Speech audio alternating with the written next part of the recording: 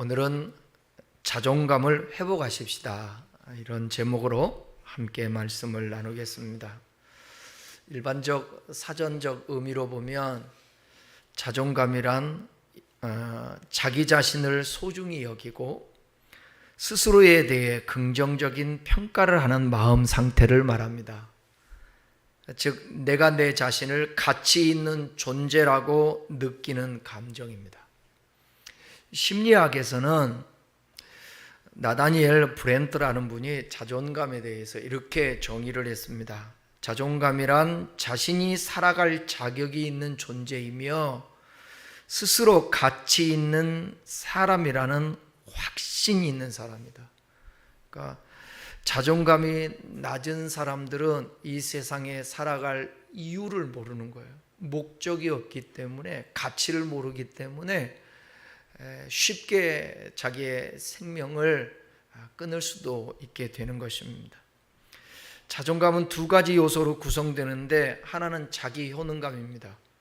이것은 나는 삶을 감당할 수 있는 능력이 있다라는 느낌입니다. 또 자기 존중감입니다. 나는 사랑받을 만한 가치 있는 사람이라는 믿음입니다.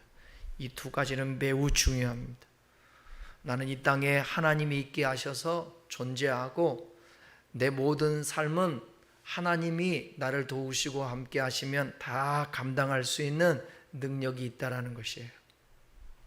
그리고 나의 존재는 사랑을 받을 만한 가치가 있는 사람이다. 자존감이 높은 사람은 나는 괜찮은 사람이고 나는 가치 있어라고 느끼며 살아갑니다. 반면에 자존감이 낮은 사람은 자신을 싫어하거나 불신하기까지 하고 남의 인정 없이는 버틸 수가 없습니다. 그래서 항상 다른 사람의 인정을 받고 싶어 합니다. 칭찬을 받고 싶어 합니다. 잘했다고 하는 소리를 듣고 싶어 하고, 그 다음에 조금이라도 싫은 소리를 하면 견디지를 못합니다. 신앙적 관점에서 본 자존심은 자기 자신에 대한 평가를 하나님 아래서 바라보는 것입니다. 자존감이 건강하다라는 것은 내가 하나님 앞에서 얼마나 소중한 존재인지를 아는 것입니다. 여러분, 소중한 존재예요? 하나님 안에서 소중한 존재. 창세기 1장 27절에서는 우리가 하나님의 형상대로 지음을 받았다라는 거예요. 하나님의 형상대로 지음을 받았다. 한 번은 제가 유튜브 짤을 보게 떠서 보게 됐는데, 딸이 막 울면서 아버지를 원망하고, 이제 한 중학생 정도 된 것 같던데, 자기 아버지 가슴팍을 막 때리면서 우는 거예요. 너 왜 그러냐고 그랬더니, 아빠 왜 이렇게 나를 아빠답게 못생기게 나눴냐고 그러면서 아빠를 치면서 원망하고 불평을 하는 것입니다. 근데 그런 삶을 살게 되면 자존감이 떨어지기 때문에 평생 어디에서도 자신감이란 있지도 않고 항상 다른 사람의 눈치를 보고 그렇게 살아가는 거죠. 아니에요. 내가 어떻게 생겼던 하나님의 형상대로 지음을 받았다라는 것입니다. 하나님의 형상. 그러니까 여러분, 하나님의 형상, 이미지, 인격, 외모, 이 모든 것들, 그거 창조주이시며 전지전능하신 하나님께서 모든 사람들을 다 당신의 백성으로 지으신 존재로 인정한다라는 사실입니다. 그리고 우리의 근본, 인간의 근본은 누구인 거예요? 하나님이십니다. 자존감은요, 현대인들의 가장 보편적인 갈망이자 동시에 가장 취약한 부분입니다. 많은 사람들이 오늘날 외모, 또 학력, 직장, 그잖아요. 오늘날 외모를 얼마나 중요시 여기는지 몰라요. 그러니까 잘생기고 싶고 예뻐지고 싶고, 그런 모방 욕망, 그것을 이용해서 광고 보면 항상 예쁘고 잘생기고 멋있는 사람들이 등장하는 것입니다. 외모, 학력, 우리나라에서 학력하면 스카이, 그럼 모든 사람이 껌뻑 주십시오. 요즘은 다 소유, 돈을 얼마나 가지고 있고 재산이 얼마인가, 거기에 대한 것, 또 어떤 관계, 이 모든 것에 자기가 소유한 것이 없다든지 조금 부족하다고 느끼면 자존감이 무너진 채 살아가는 사람들이 너무 많아요. 지연이라는 20대 중반의 대학원생이 있었습니다. 지연이가 아니라 지현입니다. 이 학생, 이 자매는 항상 조용했어요. 사람들과 눈도 잘 마주치지 않았습니다. 친구들이 모여서 이야기할 때도 말은 거의 하지 않았고 늘 조심스러웠습니다. 하루는 상담 수업 시간에 교수님이 한 가지 질문을 던졌어요.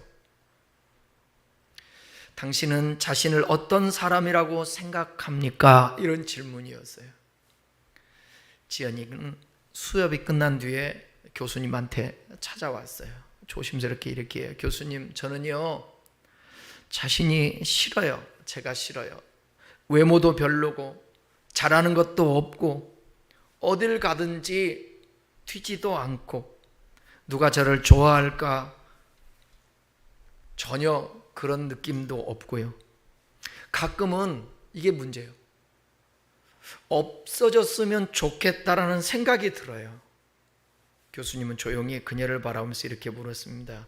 지현 씨, 혹시 어릴 적 누군가에게 칭찬을 자주 받아본 기억이 있나요?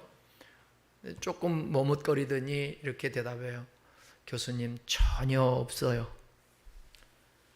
엄마는 늘 비교했고 아빠는 저에게 무관심했어요. 그때 교수님은 책상 서랍에서 종이 한 장을 꺼내어 건넸습니다. 그 종이에는 이렇게 적혀 있습니다. 한번 따라해 볼까요? 여러분들도. 나는 하나님이 만드신 작품입니다. 나는 하나님이 만든 작품입니다. 그 다음에는 그냥 제가 할게요. 나는 실수가 아니라 계획된 존재입니다. 나는 다른 사람과 다르지만 결코 부족하지 않습니다. 하나님을 나를 사랑하시고 나의 존재에 기뻐하십니다. 지연 씨, 이 글을 아침마다 거울을 보면서 30일만 큰 소리로 읽어보세요. 억지로라도 나중에 한 번 다시 얘기해 봅시다. 처음엔 어색하겠지만 해보면 괜찮을 거예요. 지연 씨는 순종했습니다. 어느 날은 울면서 읽었고 어떤 날은 읽고 나서 아무 감정이 없기도 했습니다. 그러나 한 달 뒤, 딱 한 달 뒤 지연이는 같은 교수님 앞에 다시 서게 되었습니다. 그리고 이렇게 말합니다. 교수님, 신기하게도 제 표정이 바뀌었대요. 친구들도 저에게 무슨 좋은 일이 있냐고 묻고요.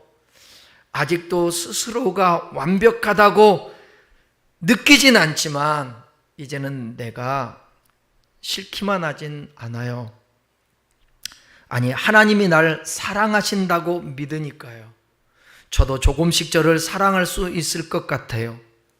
그녀는 지금 지역 상담소에서 일을 하고 있습니다. 그러면서 자신처럼 자존감이 낮은 사람들을 위한 글을 쓰고 상담도 시작했다고 합니다.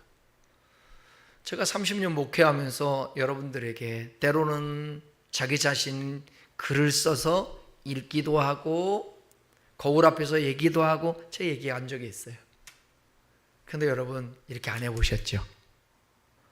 늘 자기 자신에 대한 자존감이 약하고 나는 뭐지, 왜 이런 사람이 있거든.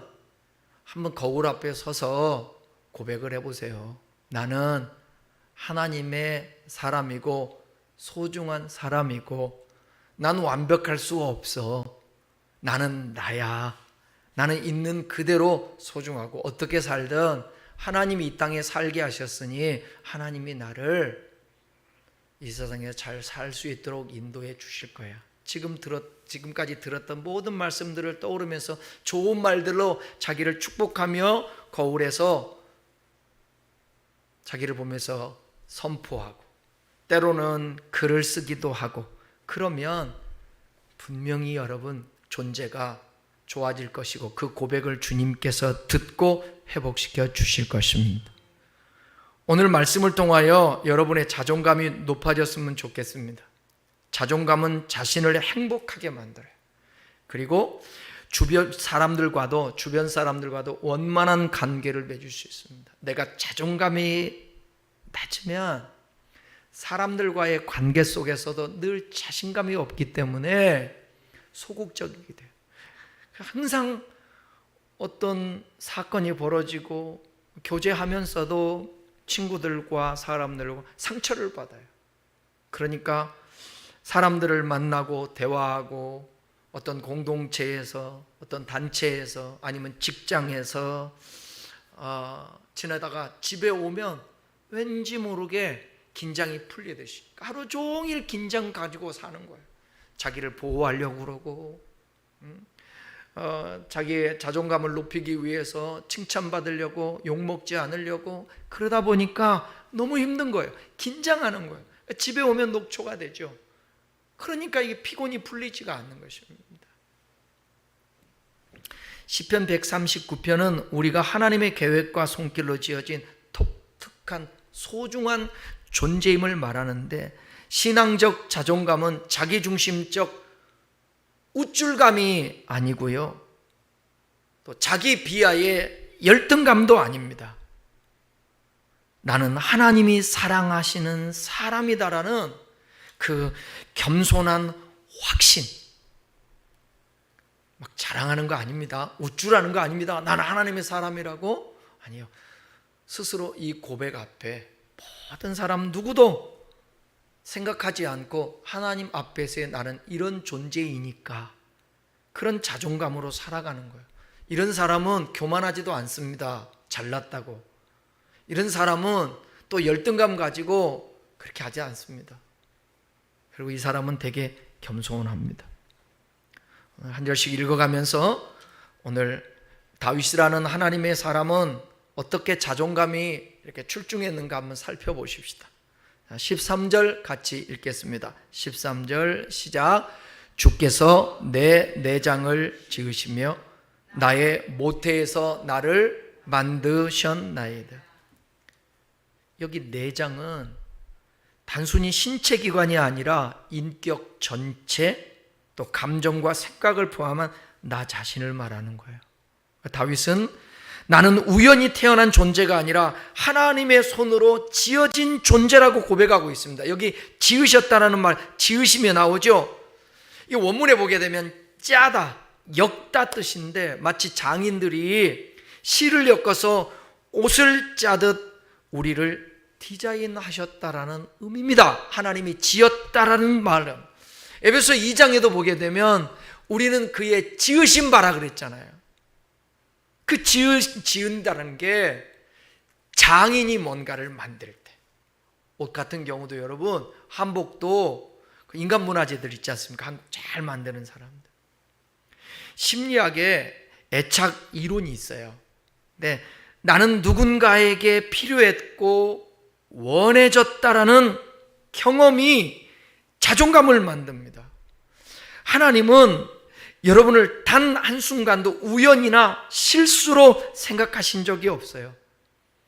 저와 여러분, 하나님께서 생각하시고 계획하신 바로 그 모습으로 태어나고 존재케 했다라는 것입니다. 하나님이 우리를 필요한 존재로, 하나님이 원하셔서, 그러니까 아무리 이 세상에 장애우로 태어나고 보잘것없는 존재로 태어났다 할지라도 하나님 편에서 보게 되면 그는 우연이나 실수가 아니라 이유가 있어서 소중하게 존귀한 존재로 만들었다는 거예요. 여러분, 이 세상에 통계적으로 보게 되면 오히려 뭐 가난하고 또 몸이 연약하고 또 장애우로 태어나고 그렇다고 해서 여러분 자기가 불행하다고 생각하는 사람 희한하게 다 극복하더라고요.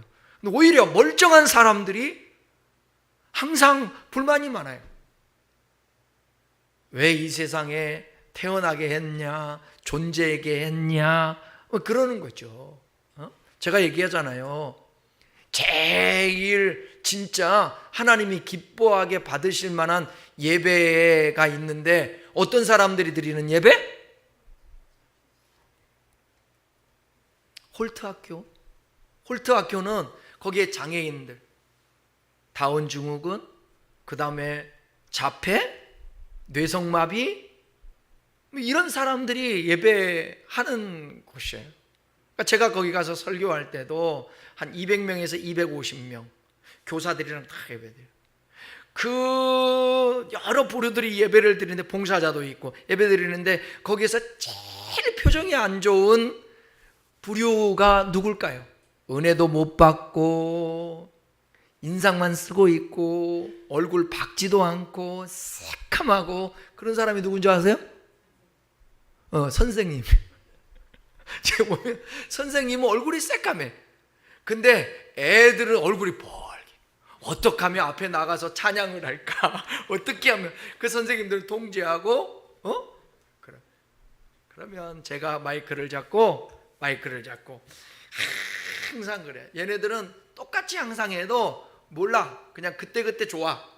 자, 그러면 줄이 있으면 자, 네 줄이 있는데 쫙쫙쫙 있으면 자, 이쪽은 1번, 2번, 3번, 4번이에요. 자, 1번 찬양 한번 해봅시다. 내게 강 같은 건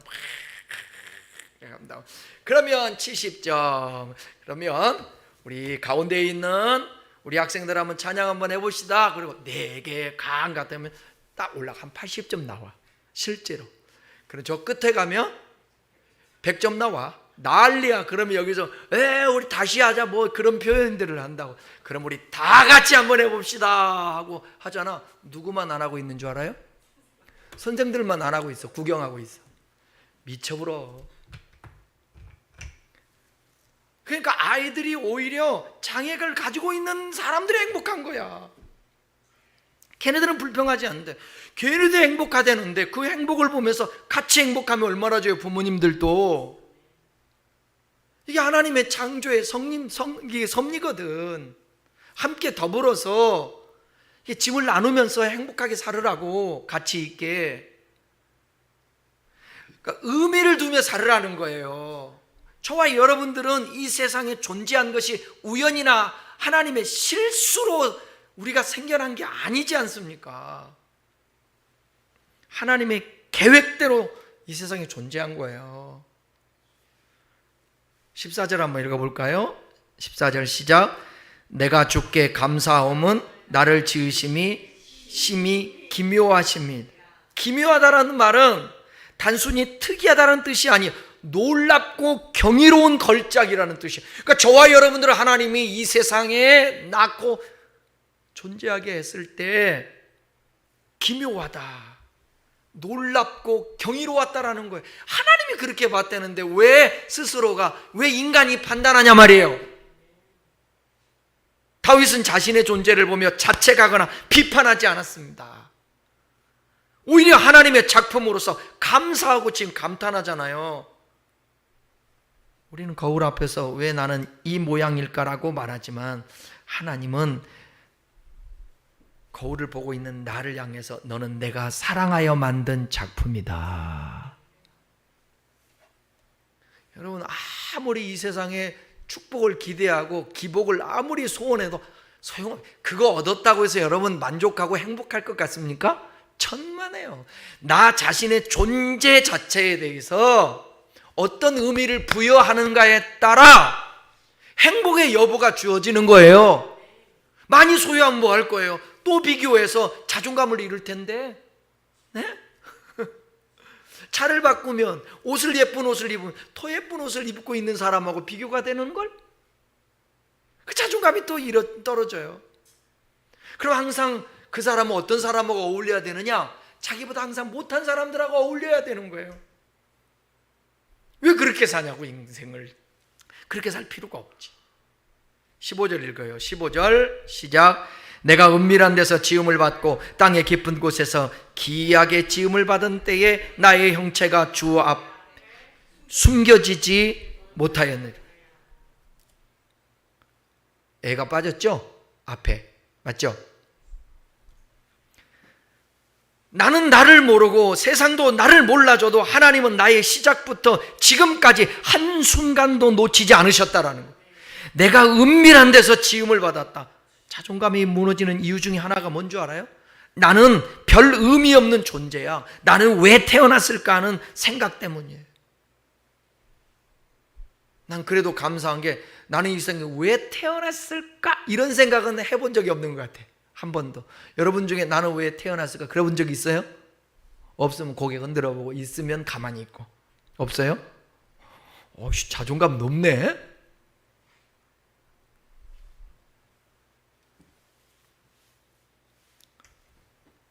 저와 여러분은 어둠 속에 몰래 던져진 존재가 아니라 하나님의 어떤 정밀한 설계와 그 의도 아래 지음받은 존재라는 거예요.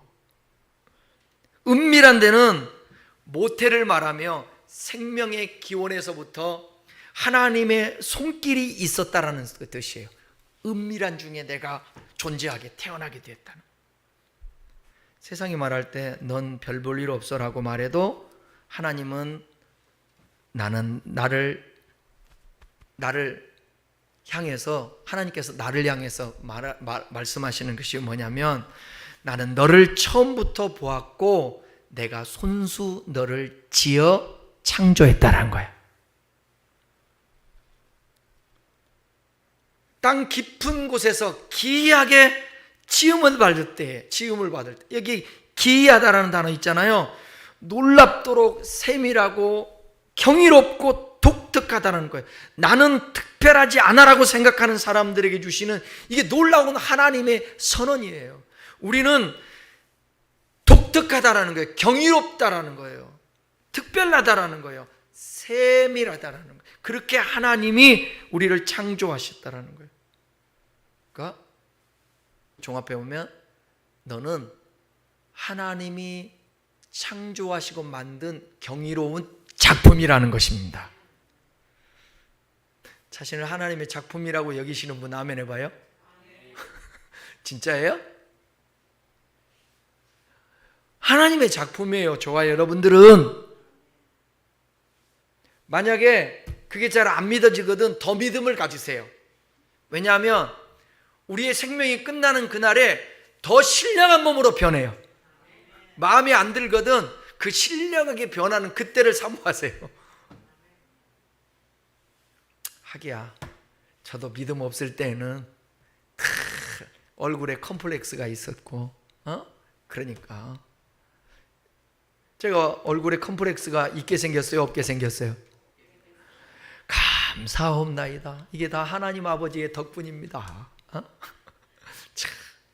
그러니까 어떻게 보면 제 착각일 수 있지 않습니까? 여러분들도 그럴 거예요. 다른 사람은 다 괜찮다고 그러는데 본인만 컴플렉스로 여길 수가 있다.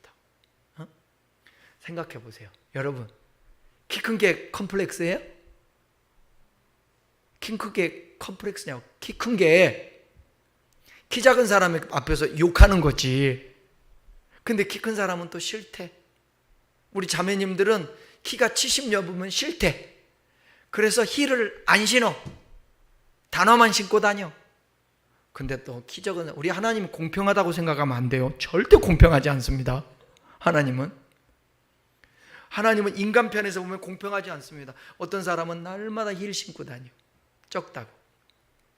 저는 그래도 키 높이를 옛날에 어떻게 하다가 그 세일하는 데 가서 신발을 사는데 그게 꼭 마음에 드는데 키 높이야. 그래서 키 높이를 신어봤더니 너무 불편하더라고. 옛날에는 잘못 만들었지 요즘은 잘 만들었는데.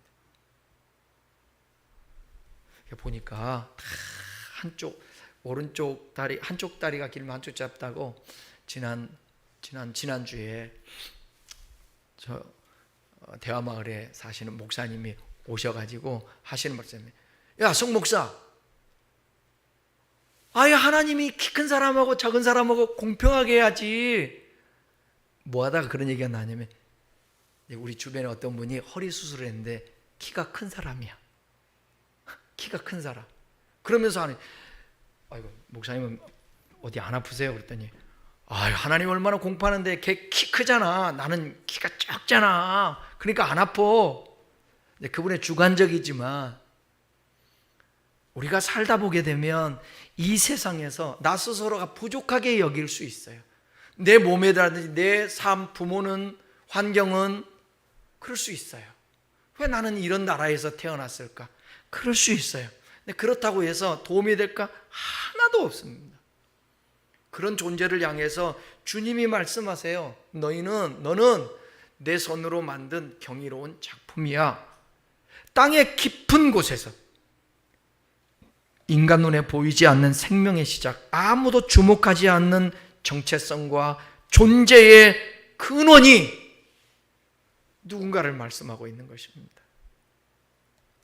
여러분, 우리 자신들을 아무도 알아주지 않아도 괜찮습니다. 하나님이 아시는 나, 그분의 지으신 기이한 작품이면 충분합니다. 그 믿음이 와야죠. 그 믿음이 와야죠. 자존감이 낮은 사람은 자기의 외모, 능력, 환경 때문에 숨고 싶어 합니다. 그러나 분명한 하나님의 말씀, 나의 형체는 하나님 앞에 감춰지지 않고 하나님이 드러내서 너는 이런 존재야, 그렇게 말씀하는 거죠. 하나님은 내가 완전하지 않을 때에도, 내가 아무것도 이루지 않을 때에도 나를 보고 계시고 귀하게 여기신다는 사실입니다. 혹시 스스로가 별 볼 일 없다고 느끼면서 살아오는 분이 있습니까? 외모 때문에, 환경 때문에, 과거 때문에 나는 소중하지 않다, 그 생각에 시달리지 않기를 바랍니다.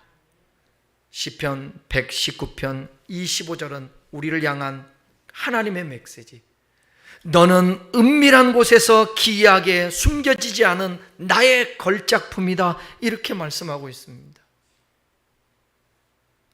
인간적으로 보면 아무도 내 존재를 몰랐던 시기가 있습니다.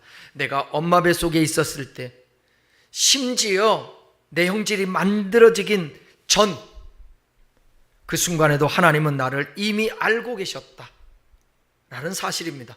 그 모든 것이 하나님의 책에 미리 기록되었다라고 말하고 있습니다. 현대 심리학은 기억되지 않는 존재감이 자존감 결핍의 원인이래요.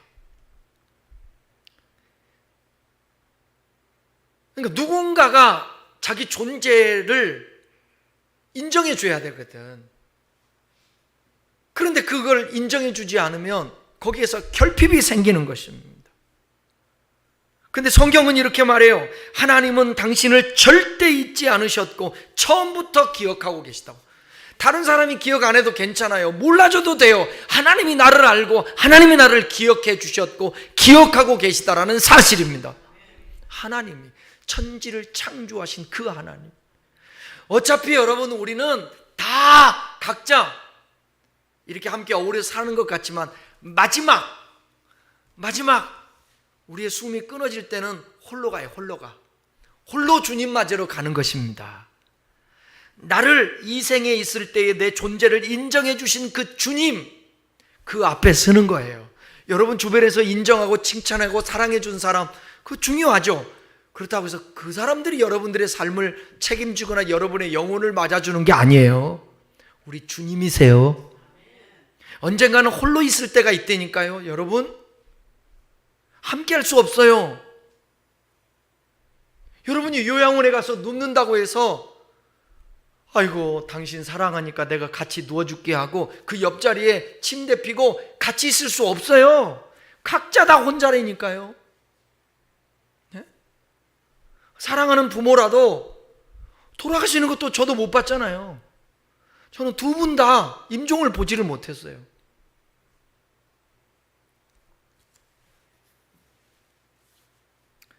하나님은 내가 무가치하게 여기지던 순간에도 나를 바라보고 있다는 사실을 여러분 꼭 기억할 수 있기 바랍니다. 16절 읽겠습니다. 16절. 내 형질이 이루어지기 전에 주의 눈이 보셨으며 나를 위하여 정한 날이 하루도 되기 전에 주의 책에 다 기록되었나이다. 이게 나오잖아요. 책에 기록됐다고.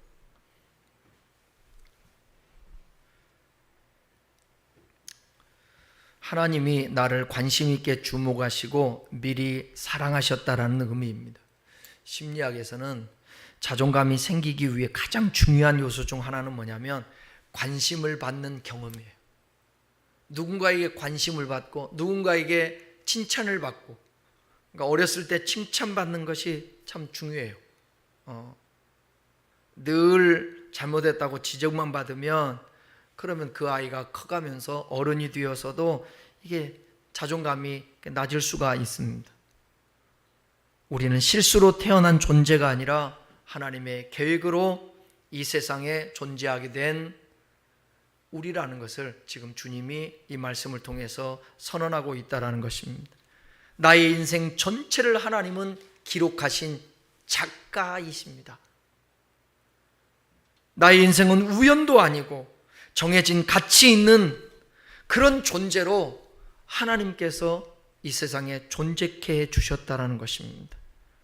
여러분, 혹시 누가 인정해 주지 않아도, 누가 알아주지 않아도 우리 주님은 저와 여러분들을 보고 계시고, 여러분 다윗과 같은 경우 왕의 자리에 있다가 저 도망자 신세가 되었을 때에 그거 한번 생각해 보세요. 얼마나 초라하게 느껴지고 자존심 상하고 자존감도 완전히 떨어지지 않을까요? 절망이죠, 쉽게 얘기하면. 그런 상황인데 다윗은 그 가운데서도 하나님을 찾았고 하나님 앞에서의 자기 존재가 어떤 존재인지를 확인하면서 그 상황들을 이겨냈다라는 거예요. 잘 나갈 때는 괜찮은데 좀 여러분들이 힘들 때, 어려울 때, 정신적으로 또 경제적으로, 물질적으로 또 육체적으로, 환경적으로 어려울 때, 그때 자존감이 확 떨어지거든요. 그때 다른 사람들이 다 알아주지 않아도 하나님이 나를 기억해서 당신의 책에 나를 기록하고 계시다라는 것을, 여러분 그 하나님의 인정, 그 욕구를 갈 수 있기를 바랍니다. 세상을 향한 인정 욕구가 아니라 주님께 인정받는. 17절 읽겠습니다. 17절 시작. 하나님이여 주의 생각이 내게 어찌 그리 보배로우신지 그 수가 어찌 그리 많은지요. 나는 하나님의 생각 속에 언제나 존재하는 소중한 사람이라는 거예요. 여기 주의 생각이라는 말은 계획, 의도, 뜻, 상상, 배려 등을 포함하는 폭넓은 개념이에요. 그러니까 다윗은 단지 하나님이 크신 분이라고 말하지 않습니다. 그 하나님의 생각이 나를 향해 있다라고 감탄하고 있는 것입니다. 창조주의 우주의 통치자신 분, 그 고백하는 게 중요한 것이 아니라 그분이 나를 향하고 있다라는 사실을 의식하고 믿어야 된다라는 거예요. 하나님 우리를 아신다니까요. 하나님이 보고 계시다니까요. 그러니까 말씀을 여러분 그냥 듣고 올리지 마시고 이 말씀을 내게 적용을 해야 돼요. 내게. 다윗의 하나님은 우리 하나님.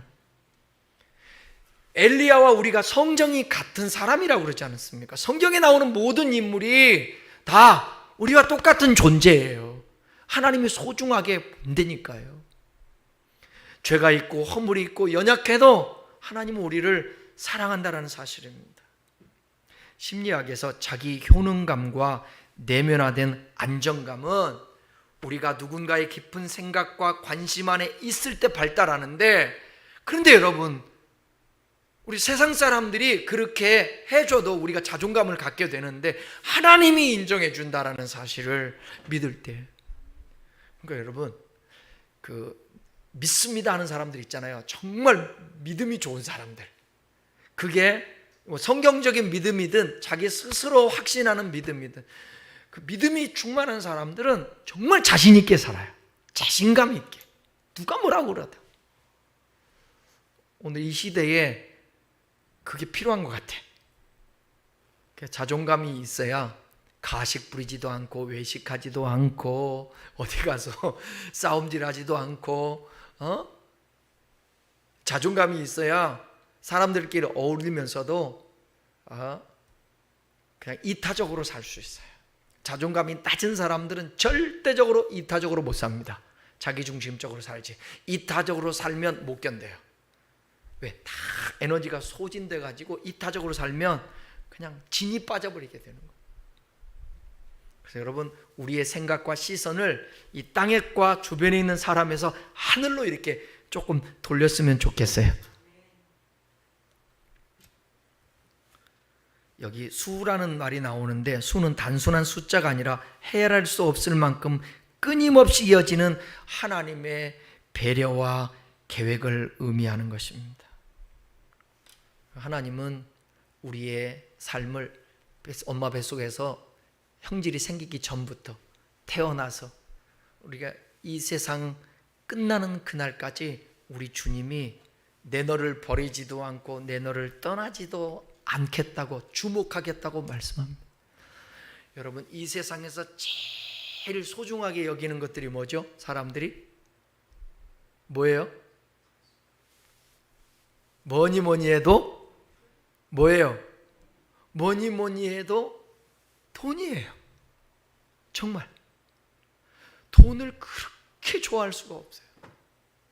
말세가 되면 더 한다고 했잖아요. 어디에 나와요? 디모데후서 3장에 자기를 사랑하고 돈을 사랑한다고 그랬어요. 저는 돈을 너무 좋아해요. 너무 좋아. 돈이 너무 좋아. 돈 진짜 좋아해. 사랑할 정도는 아닌데 돈을 좋아해. 돈 있으면 이 여름에 우리 성도들 다 직장들 그만두고 저 10박 11일 동안 저기 어디야, 시원한 데 가가지고 거기서 그 피서하고 오라고 1인당 10억씩 주고 싶어. 근데 사람들 보니까 있다고 해서 하는 거 아니더라고요. 그죠? 아니, 재산이 1,000억이고 2,000억 있는 사람들, 1조 있는 사람도 있잖아요. 그렇다고 합니까? 돈은 좋은 거예요. 그렇지만 히브리서 13장에 보게 되면 돈을 사랑하거나 가까이 하거나 좋아하거나 하지 말고, 뭐 떠나간다 할지라도, 잃어버린다 할지라도 그거 개의치 않고 우리가 주목할 것은 뭐냐면 내가 너를 버리지 않고 떠나지 아니하리라 그랬어요. 감흥이 없나 봐. 감흥이. 그래도 저는 돈이 좋아요. 그런 것 같아. 이 현실이야. 근데 여러분, 돈이 해결해 주지 못하는 극한 상황에 딱 맞닥뜨리면 그때는 이것도 아무것도 아니다. 하나님이 제일이라는 것을 이렇게 느낄 수 있게 되는 것입니다. 헤아릴 수 없을 만큼의 하나님의 그 사랑과 배려와 인도하심.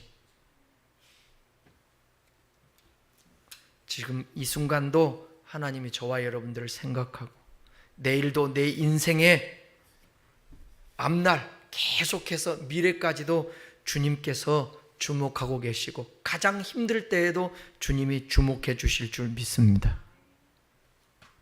자, 마지막 절 18절 읽겠습니다. 시작. 내가 세려고 할지라도 그 수가 모래보다 많도소이다. 내가 깰 때에도 여전히 주와 함께 있나이다. 하나님이 나를 향해 가지신 생각과 계획이 너무 많아서 도저히 셀 수가 없다라는 거예요. 모래보다 많다라는 것은 히브리시에서 무한함, 지속성을 뜻하라는 거예요. 그래서 아브라함의 후손이 뭐라고 그랬죠? 하늘의 별과 바다의 모래라고 표현하지 않습니까? 하나님은 단지 나를 한 번 사랑하시는 분이 아니라 끊임없이 범죄하고 허물이 있고 주님을 떠나간 상태에서도 변함없이 기다리며 하나님의 사랑은 여전히 우리를 향하고 있다라는 거예요. 그게 누가복음 16장인가에 나오는 탕자 비유 나오지 않습니까? 자존감이 낮은 사람은 자기 존재가 다른 사람의 관심 밖에 있다고 느껴져요. 그런데 오늘 성경은 하나님은 우리를 향한 그 관심이 한순간도 떠나지 않았다라는 거예요. 내가 깰 때에도 여전히 주와 함께 있다. 여기 깰 때 잠에서 깬다는 물리적 의미일 수도 있지만 더 깊은 해석은 뭐냐면 삶의 고난, 절망 혹은 자기 비하의 어둠에서 깨어나는 순간을 뜻하는 것입니다. 저와 여러분들이 어쩔 때는 무너지죠. 막 그 순간에도 하나님은 우리를 깨어나게 해주시는 것입니다. 절망하지 않고 포기하지 않게. 자존감이 바닥난 사람, 자기 가치를 잃어버린 이들에게 우리 주님은 오늘도 찾아오셔서 여전히 우리와 함께하고 계시는 거예요. 그것은 다윗은 경험하고 지금 고백하고 있지 않습니까?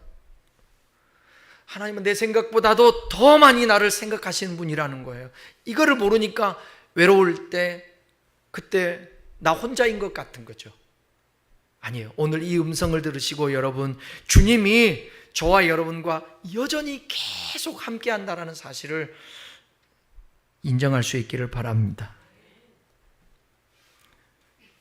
결론의 말씀입니다. 심리학자들이 공통적으로 말하는 자존감의 핵심 두 가지가 있습니다. 자기 가치. 나는 존재할 가치가 있는 사람이다. 자, 고백을 해봐요.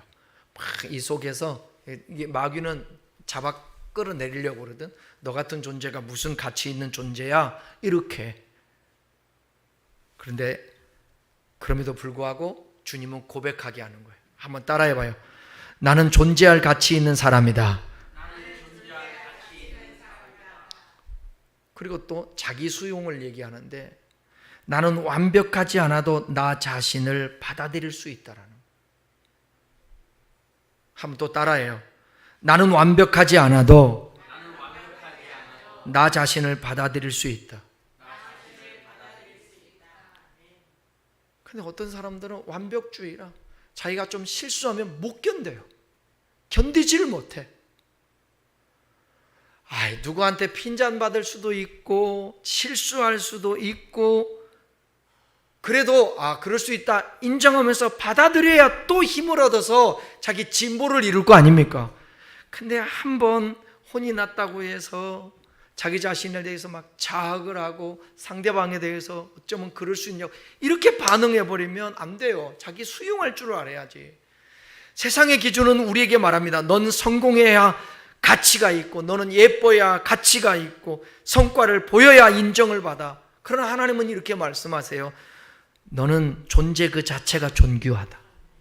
내가 숨 쉬는 것만으로도 나는 너를 사랑한다. 이렇게 말씀하는 거죠. 자존감은 자기 암시로 생기는 게 아니에요. 하나님의 시선을 받아들일 때 비로소 회복되는 것이에요. 막 울면서 자기 암시가 아니라니까요. 인정하는 거에 받아들이는 거. 뭘로? 나는 하나님이 귀한 존재다. 하나님이 사랑하고 하나님이 여전히 함께하고 나를 빚으시고 앞으로도 나를 인도하시고 있는 그대로를 받아주시는 분. 하나님이 왜 좋으신 줄 아세요? 처음에 예수를 만날 때 저도 마찬가지예요. 얼마나 부족함을 느끼고 한계를 느꼈는데 그때 처음에 주님을 만날 때 뭐냐면 있는 그대로 받아주는 거예요. 얼마나 죄가 크게 많이 느꼈어요. 제가 죄진들 무슨 죄를 지었겠어요. 그런데 참 모래알 같은 죄도 크게 느껴지는데 그 모든 죄들을 다 도말하시고 용납해 주시고 그냥 받아주시는 것이에요. 누구와 같이? 마치 사랑하는 부모가 같이. 여러분 자녀들 다 받아들이죠. 받아주죠. 자기가 부모에게 나는 받아주지도 않대. 그럴 때 분들은 반대로 생각하세요. 여러분들이 자식을 다 수용하고 다 받아들이잖아. 부족하다고 자식 아닌 거 아니잖아. 내칩니까? 너는 내 자식 아니야. 그러지 않잖아요. 요즘은 부모님들이 그런 말 안 하죠. 나 갖다 팔으라고. 옛날에는 많이 들었는데 요즘은 나갔다 팔으라고 안 해. 나갔다 팔으라고 안 하고 어떻게 해요? 자기 뼈를 갈아서라든지 어떻게 고생을 해서라든지 자식은 나는 신발 다 떨어진 거 신어도 딸은 뭔 신발 사줘야 돼? 메이커 사줘야 돼. 예? 애들 신발 비싸죠? 몇십만 원짜리도 있잖아. 근데 엄마 아빠들은 신발들 보니까 다 2만 원, 3만 원, 4천 원, 5천 원 어디 가서 그런 거 신고 다닌다. 왜? 내 자녀들에게, 자식들이. 근데 그걸 반대로 생각하려니까 하나님이 나를 그렇게 여긴다고? 그런데 어떻게 생각하냐? 하나님 주신 게 뭐 있어 나한테? 아니 주셨으니까 여기까지 지금 오고 이렇게까지 사는 거 아니요? 예? 옷 입고 살고 먹고 살고, 네? 때 되면 옥수수 먹고, 때 되면 수박 먹고, 때 되면 또 복숭아 먹고, 예? 때 되면 삼계탕 먹고, 그것도 공짜로. 아이고. 그러니까 아니 덥기는 해. 피곤하지는 않는데 덥기는 해. 난 너무너무 더운 거 진짜로. 에? 오늘은 BBQ 이름을 발랐는데 3층에서 뭔 일 좀 했더니 얼마나 더운지 다 벗겨져. 그래서 다시 발랐어 BBQ. 얼마나 더운지. 그리고 땀을 흘려도 그거 이겨낼 수 있잖아요. 때로는 그렇지 않아요? 피 하나 섞이지 않은 성도끼리도 서로 사랑하면서 아이고 배려하고 뭐라도 하나 더 줬으면 좋겠고 먹였으면 좋겠고 행복했으면 좋겠고 그런 마음이 있는데 하나님 아버지는 우리의 근본이라니까요. 여러분의 자식 누구에게도 줄 수도 없잖아요. 근데 하나님은 세상을 이처럼 사랑하사 독생자를 주셨으니, 왜 굳이 예수를 주었으니 그러지 않고 독생자를 줬다고 그럴까? 그러면서 성경에 똑같이 독생자라는 단어가 또 한 번 나오죠. 독생자라는 단어가 요한복음 3장 16절에 독생자를 주셨으니 나오잖아요. 그 다음에 창세기 22장에 독생자 나오잖아요. 그게 누구예요? 독자 이삭 나오지 않습니까? 그렇게 하나밖에 없는 소중한 존재, 아들을 주시고, 성경에 아들을 아끼지 아니하시고 주시니가 이렇게 나오잖아요. 로마서에. 그렇게 이렇게 고백하십시오. 나는 하나님의 작품이다. 아니 나 혼자 할게. 나는 아무 이유 없이 사랑받는 존재다. 그러므로 나는 어떤 상황에도 혼자가 아니라 다시 일어날 수 있고 하나님이 나를 책임져 주시니 포기하지 말고 제발. 이건 진짜 따라해야 돼요. 주님, 이제부터는 극단적인 얘기하지 않고 살겠습니다. 여기서 하고 끝내버려요. 뭔 말을 하면 따라하냐면 죽겠네, 큰일 났네, 못 살겠네, 나 이제 그만 살아야지, 나 이제 죽어야지, 나 이제 이혼. 왜 안 따라해요? 여기서만 하려니까. 에? 교회에서는 거룩한 척해도 집에 가면 맨날 입 벌리면 죽겠네, 못 살겠네, 그만 살아야 되겠네. 그거 안 되죠. 하나님의 사람이 말이 씨가 되고 들은 대로 행한다고 그랬는데, 이제 오늘만 얘기하고 이제부터 하지 마세요. 우리 주님이 들었으니까 한번 해봐요. 죽겠네, 못 살겠네, 이제 끝이다, 죽어야지, 이제 그만 삽시다, 너 나가 죽어라. 따라요. 이 말은 예수 이름으로 명하노니 떠나갈지어다. 네. 하나님의 사람이 그 사람 말을 들어보면 저 사람의 자존감을 알 수 있다니까. 한번 생각해 보세요. 저도 이 설교하면서 주마등처럼 내 주변에 있는 목회자든 사람이든 아는 사람들 있잖아, 보면 자존감이 강한 사람은 그 언어가 부정적인 언어가 없어요. 자존감이 없는 사람들은 입만 벌리면 늘 부정적인 얘기예요. 그리고 아부투성이고 그럴 이유가 없어요. 나는 나대로 사는 겁니다. 주님 앞에서 여러분도 소중하고 나는 나도 소중한 거예요. 나 어디 가서도요 누가 저를 못 밟아요. 막 함부로 못한다고. 왜 못해요? 여러분 소중한 거에다 함부로 할 수 있어요? 이 유리를 함부로 할 수 있어요? 소중한 존재거든 이거. 그러니까 내가 스스로가 소중한 존재처럼 보이니까 누가 함부로 하냐고요.